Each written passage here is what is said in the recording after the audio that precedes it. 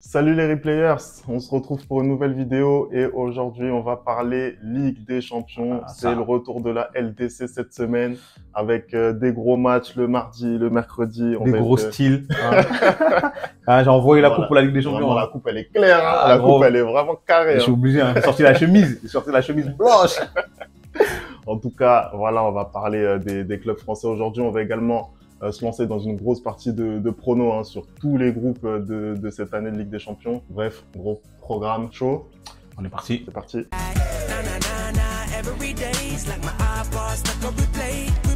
On va commencer tout de suite avec les deux clubs français, Paris, Lens. Voilà, il y a eu des débuts de saison un petit peu disparates, on va dire ça comme ça. On va commencer peut-être avec le groupe F. Hein, le groupe de la mort, on va dire. On va dire le groupe de la mort. Moi, j'ai vu le tirage, j'étais heureux. Ce groupe-là, on va se manger des matchs incroyables. En vrai, même moi, je suis assez heureux pour le PSG oui. De voir le groupe et je vais lancer tout de suite le débat là-dessus. Hein. On rappelle les groupes Paris, Dortmund, Milan, Newcastle. Et donc, voilà, moi je suis content, c'est un groupe homogène. C'est un groupe qui va permettre au PSG de tout de suite rentrer dans la compétition. Dans le vif du sujet. Dans le vif du sujet. On a un gros Paris-Dortmund pour commencer. Je pense que voilà, ça va être quelque chose de très très bien, voilà, de pouvoir rentrer tout de suite dans la compétition. Franchement, c'est un groupe extrêmement relevé. Hein. Je pense que ça va être un bon test pour les Parisiens. Là, dès le début, comme ça, d'avoir un groupe aussi fort, parce que de toute façon, c'est la Ligue des Champions. Il n'y a pas de temps à perdre, en fait. Tu dois taper des gros. Tu dois être au niveau directement et ça va nous donner un bon état de forme de Paris, savoir s'ils sont capables ou pas d'aller loin dans cette compétition-là cette année ou pas. Et franchement, j'ai hâte de voir les matchs. Après, justement, par rapport à ce que tu dis, moi, je pense hein, clairement que le groupe, il n'est pas aussi relevé qu'on veut bien le dire. Ah ouais? Pour moi, Paris est au-dessus dans le groupe. Voilà, c'est-à-dire que Paris, pour moi, doit sortir premier de ce groupe. Ah. Quand je regarde les adversaires, ouais. Je suis désolé, hein, je regarde les adversaires et je vois qu'en fait, ce sont de très bons clubs, de très bonnes équipes qui, voilà, pour Dortmund et Milan, sont quand même habitués à être là, notamment au printemps en Ligue des Champions. Ouais. Mais ce ne sont pas des prétendants à la victoire finale. On est clairement d'accord. Après, tu parles quand même d'un hormis Dortmund et Milan, pardon, est quand même demi-finaliste l'année dernière. Ils ont été demi-finalistes l'année dernière, je dis pas, mais voilà, on voit que c'est pas une équipe qui est capable d'aller gagner. On a été surpris de les voir à ce niveau-là, comme l'Inter. On a été surpris aussi par leur fessée hier. Hein.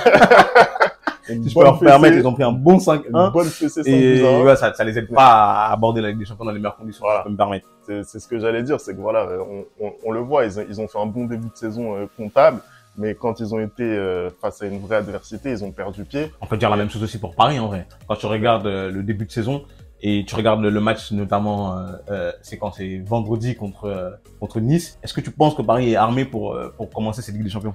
Après, moi franchement j'ai des doutes. Le match contre Nice, forcément, il met un petit peu de doute parce que voilà, on les voyait monter un petit peu en gamme en ce début de saison. Ouais. Voilà, ils ont commencé avec 2 nuls. Ils ont fait 2 bons matchs ensuite, 2 matchs assez aboutis, on va pas se mentir.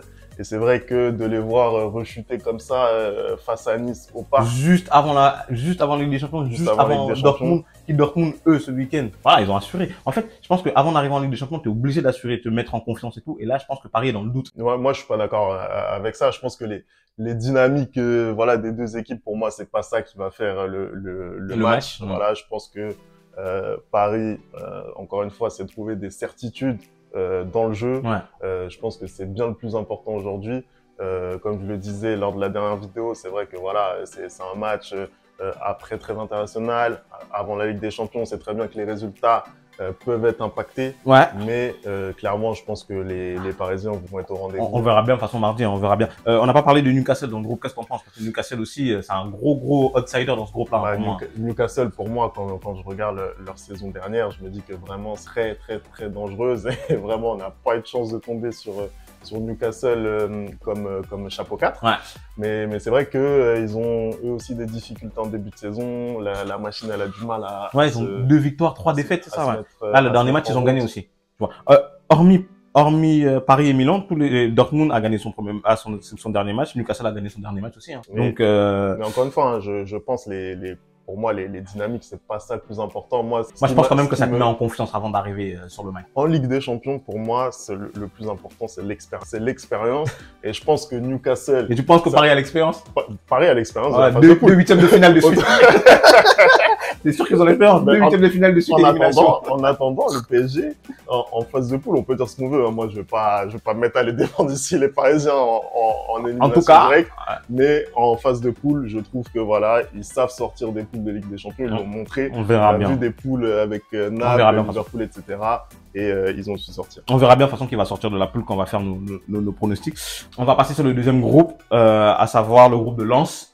Qu'est-ce que tu en penses du groupe de Lens? Pour moi, c'est un groupe assez homogène finalement. Je trouve que Lens est assez bien loti. Ils peuvent vraiment envisager pour moi de sortir de cette poule. Je mets de côté le début de saison, il est catastrophique. Le début de saison, il est catastrophique. Donc je vois pas comment tu peux dire qu'ils ont une chance de sortir de ce groupe-là avec ce début de saison-là. Et quand je vois le début de saison comptable, évidemment, il est catastrophique. Mais je regarde le contenu des matchs.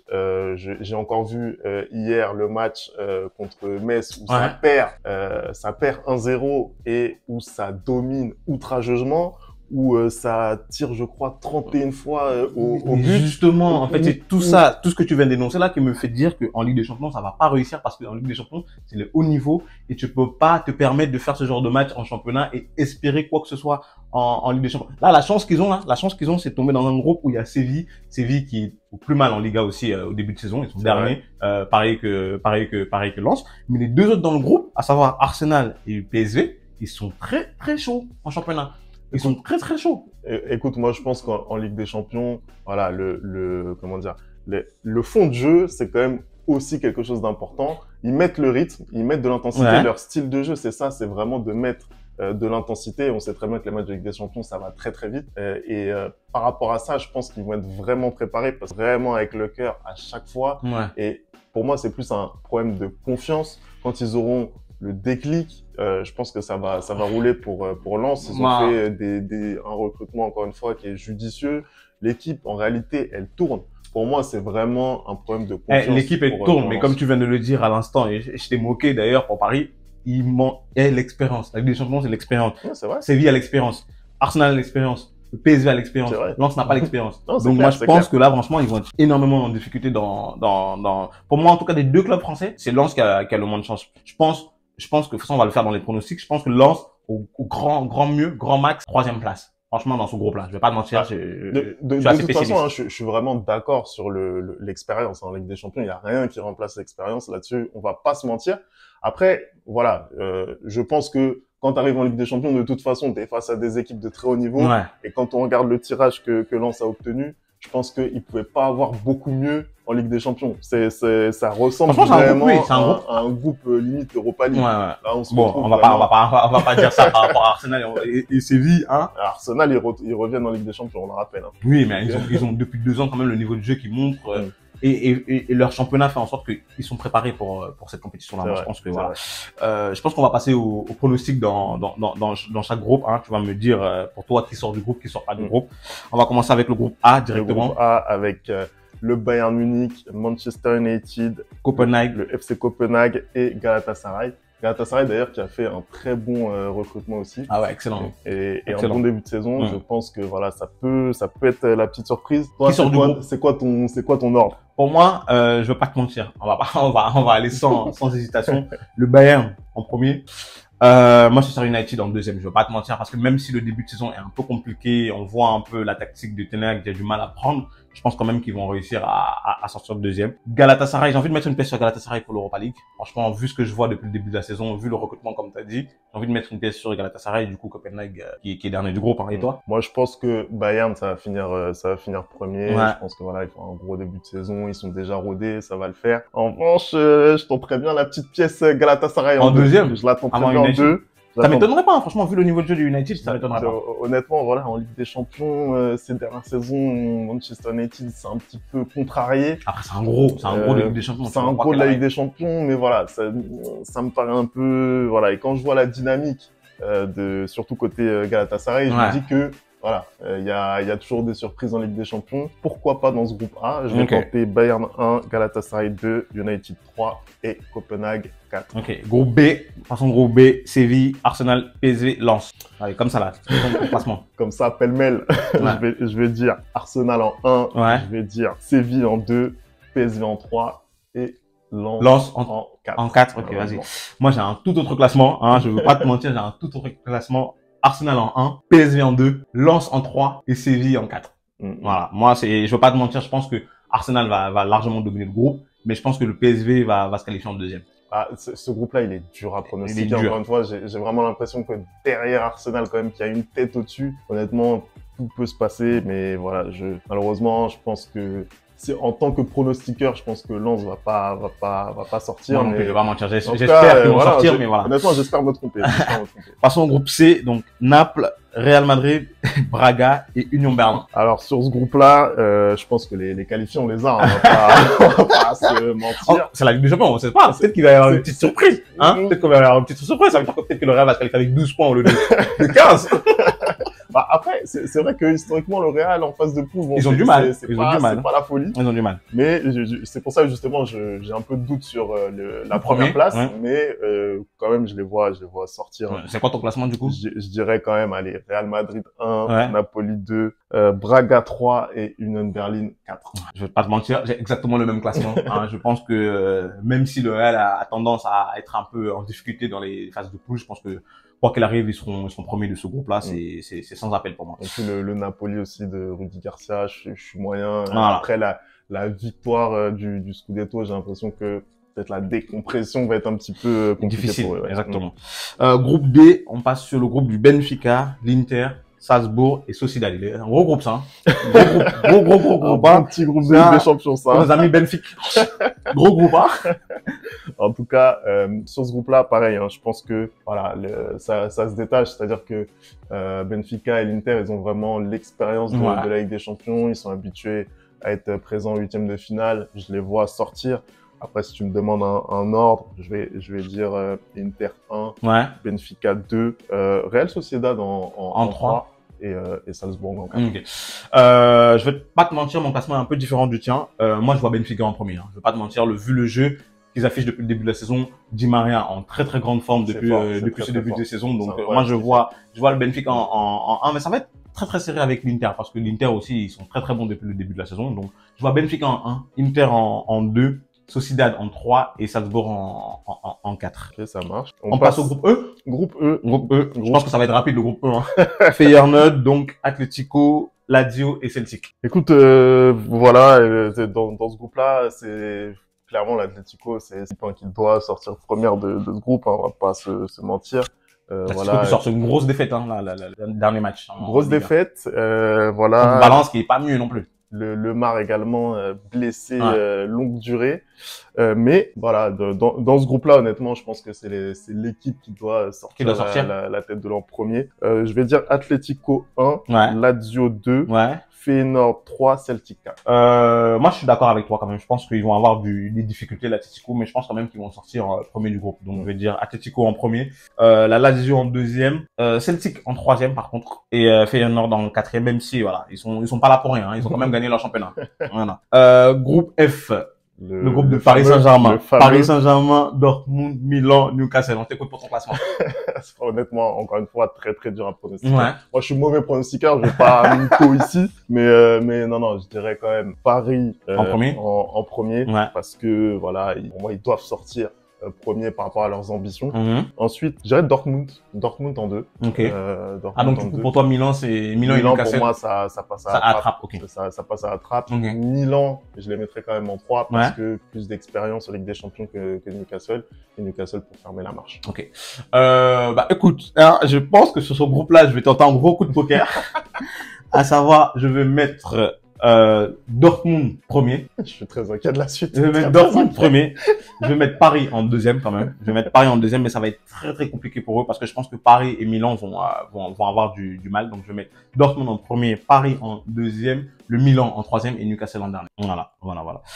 On passe sur le groupe du vainqueur. Le groupe du tenant du titre. Hein. Tenant du titre, Manchester City, Leipzig. Avec l'Étoile Rouge de Belgrade. Voilà. Et les Young Boys les Young de Berne. Et donc là, pour moi, comme d'habitude, hein, City, un groupe abordable. J'ai tout le temps la même chose. Chaque année, le tirage au sort, City, c'est incroyable. Le Real aussi, hein, je dis pas ça, mais bon, les 2 dernières années, le Real a un tirage au sort difficile quand même en poule. Mais là, City, c'est un truc de fou. Mais surtout que City, c'est un peu comme le PSG, ils savent faire en poule, ils savent faire. C'est-à-dire que vraiment, ça ne loupe jamais. Est-ce qu'on a même besoin de faire le classement? Franchement, pour moi, je pense que le classement, il est exactement comme le groupe. City en premier, Leipzig en deuxième, Berne en troisième et non, pardon. L'Étoile Rouge. Non, je mettrais quand même Berne en troisième et Belgrade en dernier. Et toi? Ouais, je suis assez d'accord. Je dirais City 1, Leipzig 2, Young Boys en 3 et l'Étoile Rouge de Belgrade en 4. En 4, ok. Dernier groupe de cette phase de groupe de Ligue des Champions, le groupe H, le groupe du FC Barcelone. Donc FC Barcelone, Porto, Shakhtar et Antwerp. Voilà. C'est quoi ton classement? Alors le classement pour moi, c'est un peu compliqué là-dessus aussi parce que les Catalans, je les vois un petit peu titubés. Voilà, titubés un petit peu. C'est vrai qu'ils sortent de 2 éliminations en poule, voilà. En phase de poule en Ligue des Champions, les 2 dernières éditions. Voilà. Ils arrivent en Europa League, ils se font sortir aussi. Exactement, ils font pas de résultats. Mais après l'équipe a changé, l'équipe a changé. On a vu un football là ce week-end extraordinaire. Ils ont fait des bons recrutements, à savoir João Félix ou Cancelo. Devant, ça commence à avoir de la gueule. Xavi, il arrive à avoir un peu ce qu'il veut. Moi, je pense que il va pas y avoir la même chose que les années précédentes. C'est-à-dire que là, je pense qu'ils tiennent vraiment à se racheter par rapport à ce qu'ils ont fait les éditions précédentes et surtout ils ont une équipe en place pour moi. L'année dernière, on avait un peu le même constat. Hein, l'année dernière aussi, sur le dernier match il y a un des matchs sur l'Inter, je pense que voilà, ils se font quand même pas mal voler, hein, mais bon. En tout cas, sur le prono, moi, je mettrais une petite pièce quand même sur Porto en 1. Ouais. Porto en 1, carrément. Porto en 1. Okay. Porto en 1. Barcelone 2. Ouais. Shakhtar 3 et Antwerp en 4. Ok, maman, je pense que ça va être assez clair et net, hein.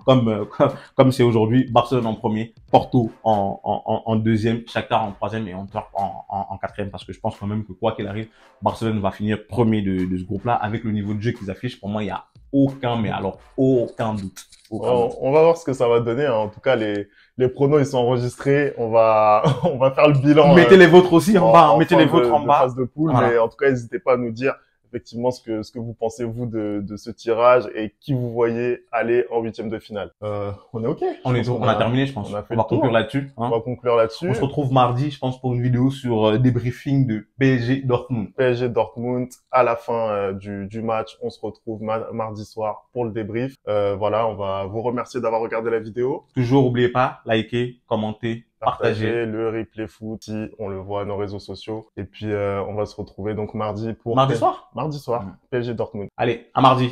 Ciao.